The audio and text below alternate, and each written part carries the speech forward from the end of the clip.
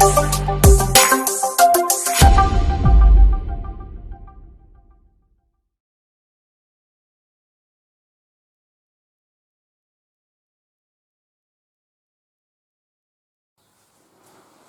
again, and another unbagging.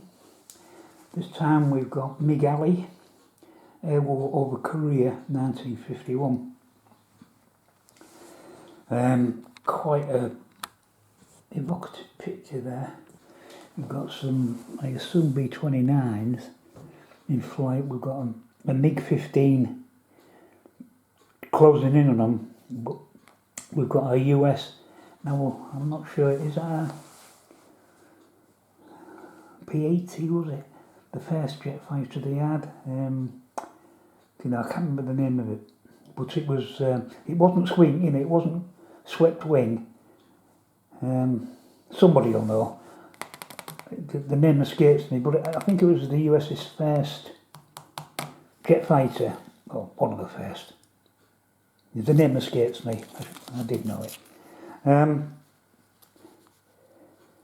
So Air War over Korea. There's the blurb and there's a picture of the map. And it's the usual thing again, 40 pieces, 11 by 17 map, 18 campaign cards, a system rule book and a scenario instructions. And there's some of the counters. Right, I've done my usual fight to get this out of the bag. Bit of a forgotten war, this one, Korea, but I know that with the in the air war, I mean, it was discovered. They suspected it during the war, but they discovered after the war ended that what they'd thought all along was, at one point during the war, these Chinese pilots, well, supposedly North Korean pilots, or the newer Chinese, suddenly seemed to get better. And the reason they got better, which was confirmed after the war, was the Russians were obviously putting their pilots in. What better way to test a MiG-15 and fighting against US than climbing into Chinese MiG-15s, and the Americans knew when it was Russian pilots, because they used to call them honchos. They knew about the skill level. The skill level was way above anything the Chinese had, so they knew it was somebody from outside, and it was obviously the Russians, which was confirmed after the war. So plenty of counters there.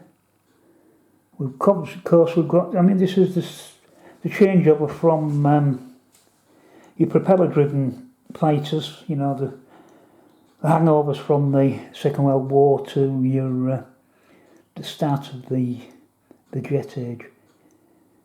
So this should be good. And CV wants to look at carrier aircraft as well. Love it when you've got all that sort of stuff. Anti-air AAA down here, but plenty of MiG-15s. So that's the front of the counters, and there's the back. Yep. Yeah, I like the look at that. Let's have a look at the cards.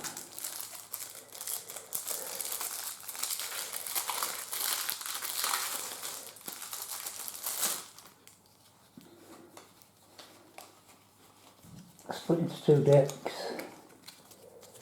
We've got different backs. We've got blue and red with MiG Alley on.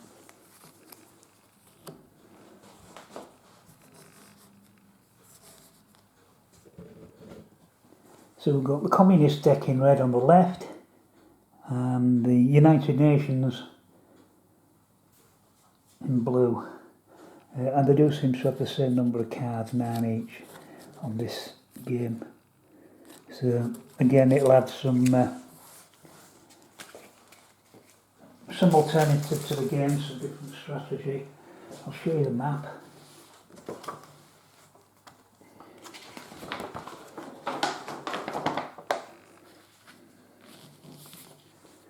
Quite effective, that, quite like that. Walk up to the top as usual. Excuse me. So, communist abort, communist damage, command level, the turn sequence with the dates, hours of, can you see that? The dates, and then it goes in down into the individual hours of the day. So that should be interesting. And then we've got the air bases, what carrier, you can't see. Come out a bit. All the air bases, we've got a carrier out there, and we've got a carrier down here. So there's our naval air power. Pyongyang, the different air bases and structures. So, this is, we're talking, this is just the air war. We're talking MiG Alley here. Just for 1 year of the war. So, this should be really interesting to play this. So, yeah, I like that map. Not point to point this time, and it's not even hexes. We're looking at squares, which is different to anything we've seen so far.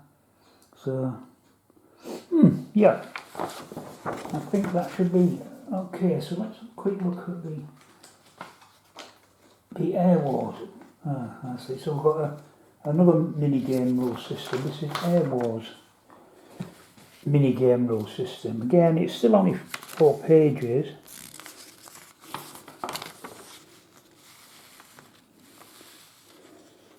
So I imagine there's a lot of crossover to the other ones, but obviously updated for air warfare and the time period.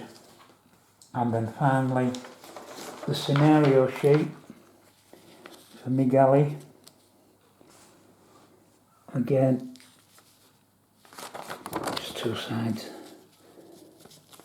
not a lot there. So again, not a big footprint, not too many counters, easy to learn, should be fun to play. So that is MiG Alley, Air War over Korea, 1951. And thanks for watching, speak to you on the next one.